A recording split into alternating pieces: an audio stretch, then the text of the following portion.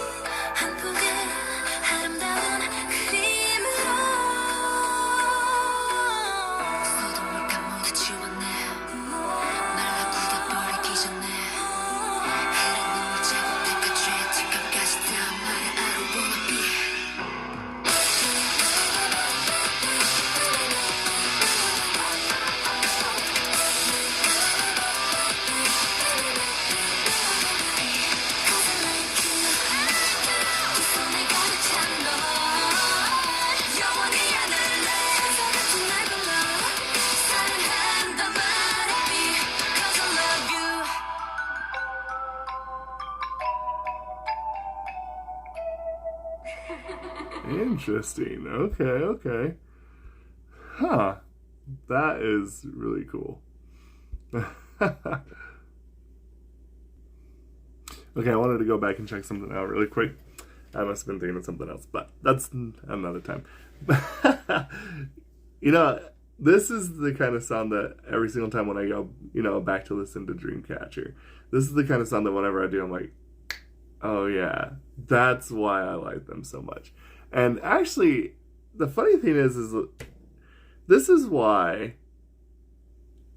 all genres of music, and really in a lot of like groups and stuff like that, unless it's not really meant to be written like this, almost everything can teach you something when you go through it multiple times. And the interesting thing is I've gone through a lot of Dreamcatcher, as you may well know.